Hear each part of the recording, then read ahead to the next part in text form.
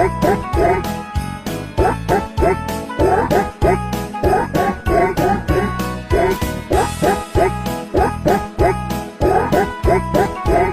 Christmas, everyone, wherever you are, whatever you're celebrating, good vibes to you. Now, I know this is coming out a couple days after Christmas, but I was spending Christmas and the holidays with family, and this is honestly the first moment I've gotten to myself to be able to record and work on videos, so it might be belated wishes, but it's good wishes all the same. Hope you had a good Christmas or whatever else you were doing, and I hope you have a very good New Year's.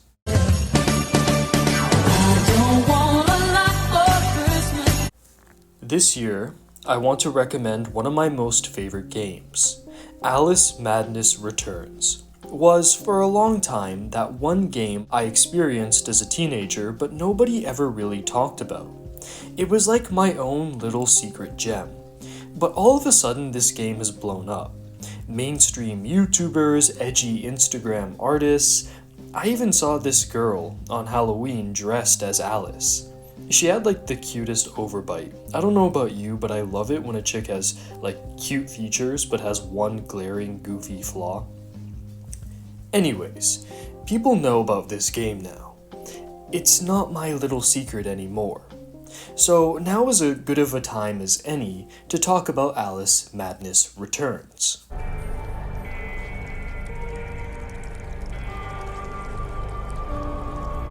Close to about 2010, EA had this weird sort of partnership with Grasshopper and American McGee. Basically, the gist is that EA would give these lower budget devs a AAA budget to make games that they could publish under the EA name. The only catch was that the devs had to include third-person shooting as a main mechanic because, 2010.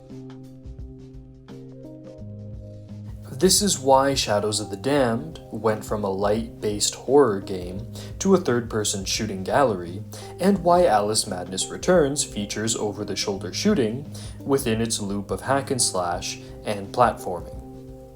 It's also why Alice Madness is one of the best put-together 7th-gen games, having a balance between artistic intent and realized ideas achieved through a budget that you didn't really see happening this console generation.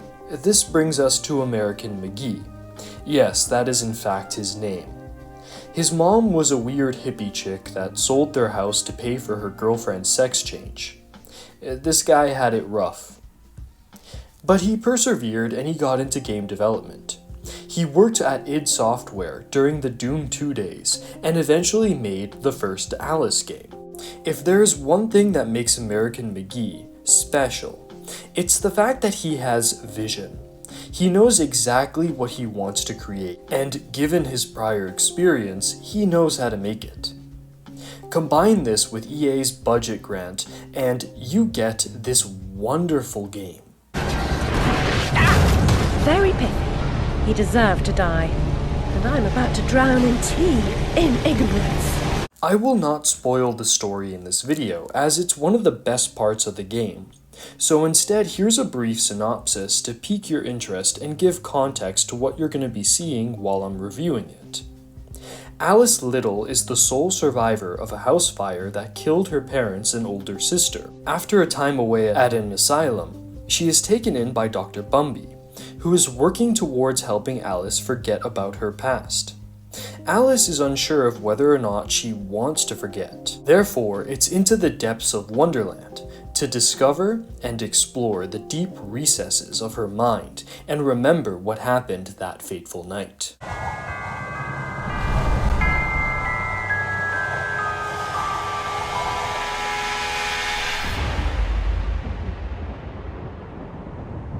The first core tenet of Alice's gameplay is the combat. The fiendish machinations plaguing Alice's mind are well balanced.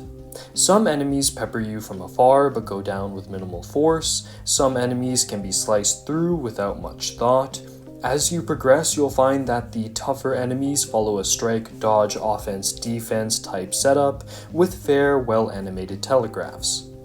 While a lot of these enemies are gimmicky, it's not a bad thing, as they are always fun to fight. My favorite enemy are the cigar-smoking cannon crabs.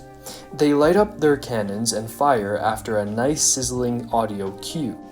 You then track the shot that slowly moves towards you and counter it with your umbrella right before it strikes you, sending the bomb back and opening up the stogie smoker up for a series of hammer strikes. Because I'm a stud. I'm ballsy. I don't take no shit from anyone. I smoke my stogie anywhere I want. I don't have to find a hideout place like you.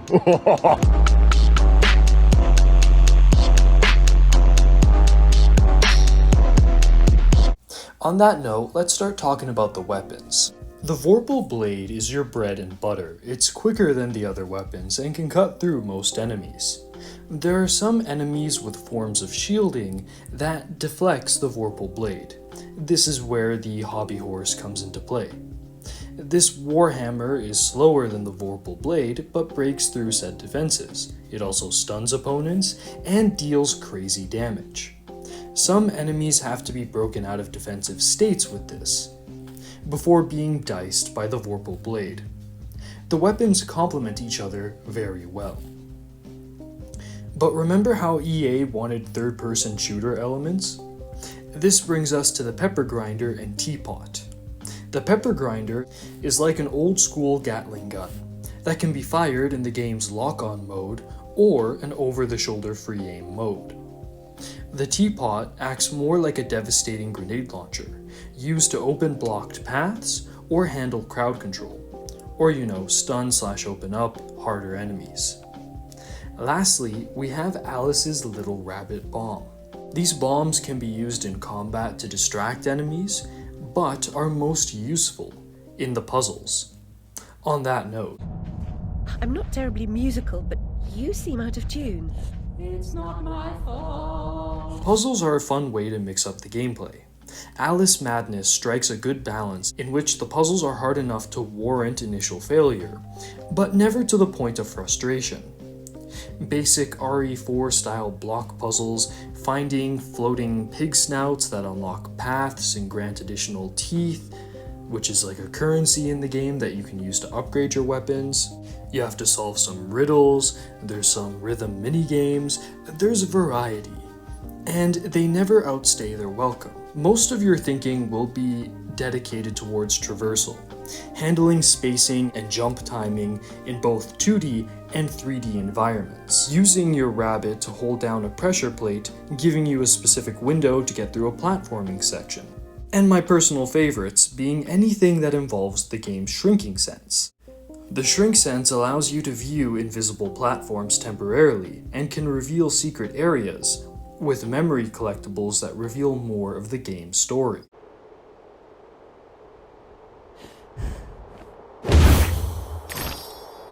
Like I said before, if there's one thing that characterizes American McGee as a developer, it's his ability to effectively execute a clear vision. First, let's talk about the art direction. This is one of those games that causes me to stop for minutes at a time for the sake of just soaking in the visuals. The skyboxes are liminal to an aggressive extreme. The levels themselves carry the same liminality but let you jump, glide, and float through them. The enemies are Silent Hill levels of meaningful in their design, and as you go through the story, you'll learn to appreciate what you're seeing on screen throughout the game even more. Alice herself is amazingly animated. The butterflies that flow from her during gliding or upon death are beautiful to look at. On the note of gliding, Alice has a very regal sense to her movements. They all flow with a sense of grace even during combat, and it makes the game very pleasing to look at. I especially like the underwater effects for her bioluminescent siren dress, her hair drifting in gravity-defying ways, and her angler tail floating behind her, communicating a deadliness to her beauty. Then of course we have these wonderful paper cutout cutscenes that exude that industrialist fantasy type of vibe so well. The audio design is nothing to scoff at either. Your weapons gain an additional layer of sharpness, enemy telegraphs are easy to hear, and things from industrial chimneys to floating card decks sound exactly as they should. But the music is the real standout here. Card Castles in the Sky is one of my favorite levels in any game, ever.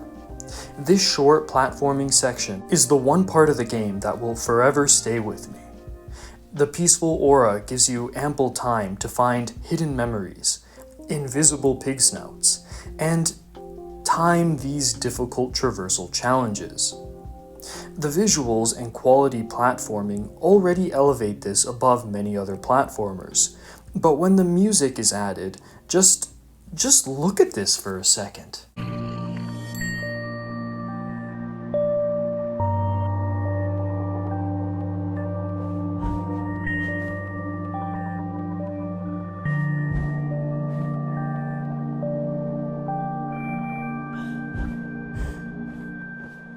The fact that this all ends with one of the many Mario 64-esque sliding sections is really just the cherry on top.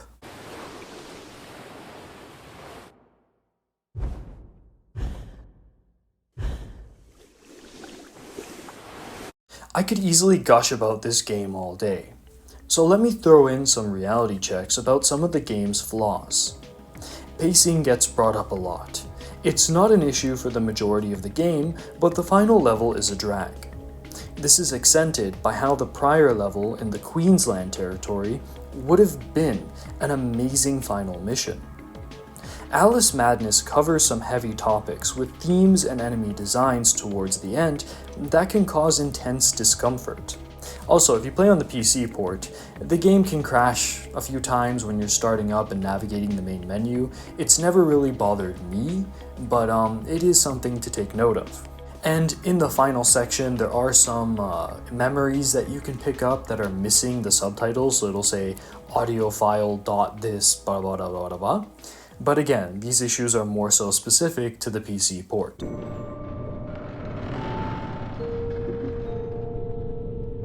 I love this game.